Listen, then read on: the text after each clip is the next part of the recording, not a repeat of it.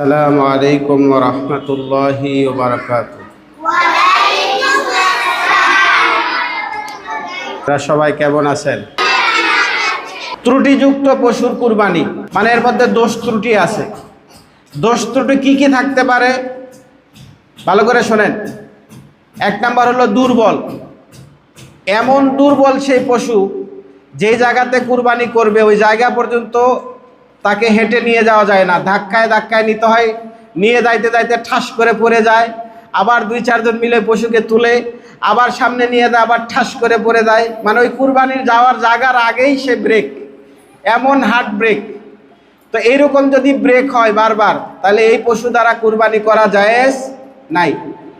2 number option হলো যে ওই গরু যদি দাঁত ভেঙে যায়, বেশি অর্ধেক দাঁতই নেই, অথবা ছোটবেলা থেকেই দাঁত নাই, এক কথা বুঝছেন, তাহলে যেই পশু খাবার খাইতে কষ্ট হয়, দাঁত নাই, এরকম পশু দ্বারা কুরবানি দেওয়া যাবে না।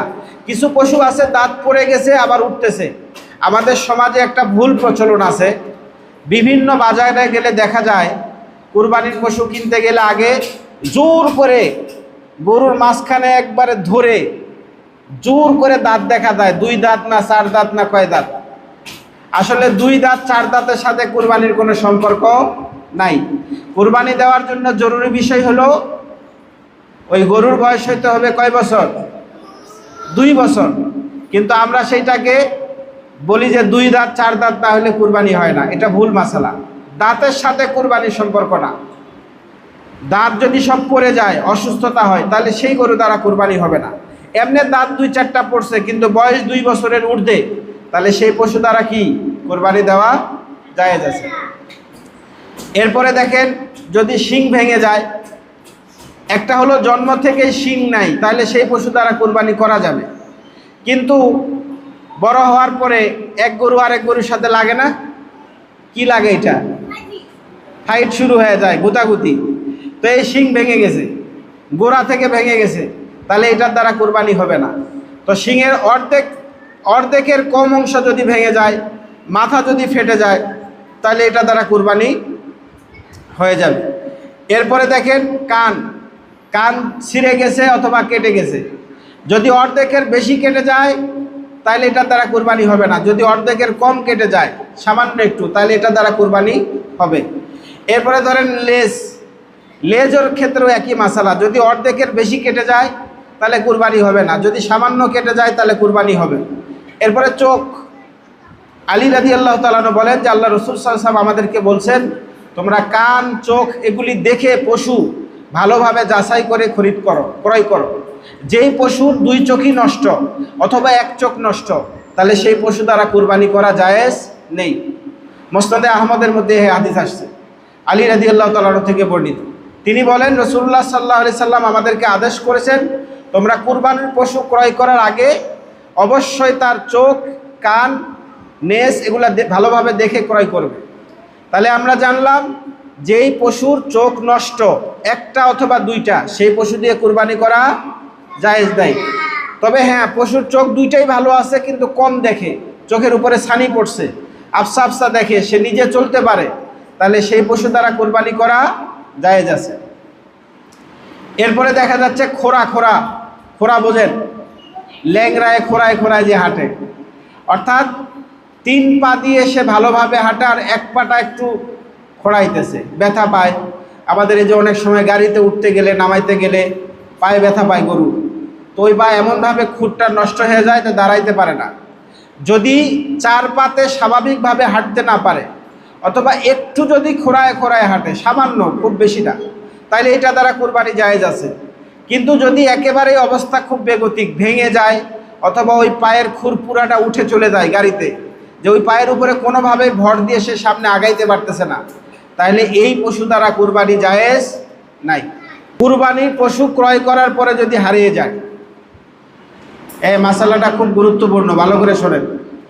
কুরবানির পশু ক্রয় করে নিয়ে আসছেন, এরপরে হারিয়ে গেছে, তো যদি শক্তি সামর্থ্য থাকে, ও কুরবানি যদি তার উপর ওয়াজিব হয়, তাহলে আরেকটা কুরবানি কিনে নিয়ে আসে কুরবানি দিতে হবে। এখন কথা হলো যে আরেকটা পশু নিয়ে আসার পরে আগের যে পশুটা হারায় গেছে সেটা পাওয়া গেছে, তাহলে এখন কি করবে? তাহলে উত্তম হইল দুইটাই কুরবানি দেওয়া। আর যদি একটা কুরবানি দেয় তাহলে তার পক্ষ থেকে ওয়াজিব কুরবানি আদায় হয়ে যাবে। এখন এখানে আরেকটা মজার মাসালা আছে, আপনারা শুনলে সবাই হাসবেন। কোনো ব্যক্তির উপরে কুরবানি ওয়াজিব না, এখন সে একটা কুরবানি কিনে নিয়ে আসছে, নিয়ে আসার পরে সেই পশুটা হারায় গেছে, এখন কি করবে? এখন তার মনের খুব আশা যে আমি আরেকটা পশু নিয়ে আসে কুরবানি দিব। আল্লাহর হুকুম এটা এমন একটা হুকুম, নিজের থেকে বাড়ায় নিলে মুসিবত, ভালো করে খেয়াল করেন। অর্থাৎ তার উপরে কুরবানি ওয়াজিব না, সে কিনে নিয়ে আসছে আরেকটা পশু, সে কুরবানি দিবে, দেওয়ার আগে দিয়ে ওইটা হারায় গেছে। এখন হারানোর পরে তার পুনরায় কুরবানির পশু ক্রয় করে নিয়ে আসে কুরবানি দেওয়া তার জন্য ওয়াজিব নয়। এখন তার এত ইস্কু, এত জজবা যে না আমি কুরবানি দিবই, তো আরেকটা কুরবানির পশু নিয়ে আসছে ক্রয় করে। এখন কুরবানির আগে দিয়ে যেটা হারায় গেছিল সেটাও পাইছে, তাহলে এখন কয়টা হলো তার কাছে? দুইটা। এখন এই দুইটাই কুরবানি দেওয়া তার উপরে ওয়াজিব। ধনী ব্যক্তি একটা দেওয়া ওয়াজিব, আরেকটা নাও দিতে পারে, দুইটা দেওয়া উত্তম। আর এই দরিদ্র ব্যক্তি ইচ্ছা করে দুইটা নিয়ে আসছে, এখন একটা হারায় গেছিল পুনরায় পাওয়া গেছে, এখন তার উপরে দুইটা কুরবানি করাই কি ওয়াজিব। এই কথা বুঝছেন? এরপরে যে বিষয়টা সেটা হলো অনেকেই গাভী কুরবানি দেয়। কি কুরবানি দেয়? গাভী কুরবানি দেওয়ার সময় বাচ্চা বের হয়েছে পেটেতে, কুরবানি দিছে, কুরবানি দেওয়ার পরে পেটে বাচ্চা। এখন এই বাচ্চাটাও জবাই করে দিবে। কি করে দিবে? যদি বাচ্চা জীবিত থাকে জবাই করে দিবে, দিয়ে এই বাচ্চার গোশত খাবে না, দরকার পড়ে এটা ফকির মিসকিনদেরকে যদি দেওয়া সম্ভব হয় দান করে দিবে, আর না হলে ফালাই দিবে। কথা বুঝে আসছে? অনেক এলাকায় দেখা যায় এখন বিভিন্ন বাজারে গাভী টেস্ট করে নেয় যে ভিতরে বাচ্চা আছে কিনা, থাকলেও কয়েক মাসের আছে। তো এরকম টেস্ট করা ছাড়া কেউ বাড়ি থেকে কিনে নিয়ে আসলো, বাড়িতে তো আর টেস্ট করার মেশিন নাই, তো নিয়ে আসার পরে কুরবানি দিল। কুরবানি দেওয়ার পরে যদি দেখে যে পেটে বাচ্চা, তাইলে এই বাচ্চাকে যদি বড় হয় জবাই করে ওই বাচ্চা গোশতগুলি সদকা করে দিবে, আর যদি খাওয়া সম্ভব হয় খাবে, কিন্তু নিয়ম হলো সদকা করে দেওয়া। আর যদি কাউকে দেওয়া সম্ভব না হয় তাহলে ওইটা ফালাই দিবে। হাদিসে নিষেধ আছে, যদি তোমরা গর্ভবতী কোনো গাভী যেটা একবারে নিকটবর্তী, বাচ্চা হবে ও বাপ, এইরকম গাভীকে কুরবানি দেওয়া মাকরু লেখা আছে। তো সুতরাং এইরকম গাভীকে ক্রয়ও করা যাবে না, কুরবানিও দেওয়া যাবে না। এই আরেকটা বিষয় দিয়ে শেষ, সেটা হলো গোশত বন্টন। কুরবানির গোশত 3 ভাগ করা হলো মুস্তাহাব। কয় ভাগ করা? 3 ভাগ। আকিকার গোশত 3 ভাগ করা কি মুস্তাহাব। অনেক সময় কুরবানির মাসালা নিয়ে আমরা খুব বোঝাপড়া করি, কিন্তু আকিকার বিষয়ে আর বোঝাপড়া করতে চাই না, জানতেও চাই না। 1 ভাগ হলো নিজের জন্য, 1 ভাগ হলো মেহমানের জন্য, আর 1 ভাগ হলো দরিদ্র ব্যক্তি ফকির মিসকিনদের জন্য। এখন কথা হলো যদি কারো আত্মীয় স্বজন বেশি থাকে তাইলে সে নিজের ভাগ এবং আত্মীয় স্বজনের ভাগ দিয়ে শেষ করতে পারে। ফকির মিসকিনের ভাগ যদি নাও দেয় তাহলে তার কোনো গুনাহ হবে না। এখন কথা হলো তার পরিবার যদি বড় হয়, দেখা যাচ্ছে একটা পরিবারে সে ছাগল কুরবানি দিল, গোশত পাইছে 8-10 কেজি। এখন তার পরিবারের সদস্য 15-20 জন, সে এই গোশত যদি 3 ভাগ করে তাহলে তার নিজের পরিবারেরই হবে না। এইরকম যদি সিচুয়েশন দাঁড়ায় যায় তাহলে সে কিছু অংশ ফকির মিসকিনকে দিতে পারে, কিছু অংশ আত্মীয় স্বজনকে দিতে পারে, আর বাকি বেশি অংশ সে নিজে নিতে পারে। আবার সে যদি এরকম করে যে না পুরাটাই সে নিবে, আত্মীয় স্বজনকেও দিতেছে না, ফকির মিসকিনকেও দিতেছে না, তাতেও তার কোনো গুনাহ হবে না। এই কথা বুঝছেন? তাতেও তার কোনো গুনাহ হবে না। কিন্তু উত্তম হলো কয় ভাগ করা? 3 ভাগ করা। এটা ফরজ না, ওয়াজিব না, সুন্নত না, মুস্তাহাব আমল। কথা বুঝে আসছে?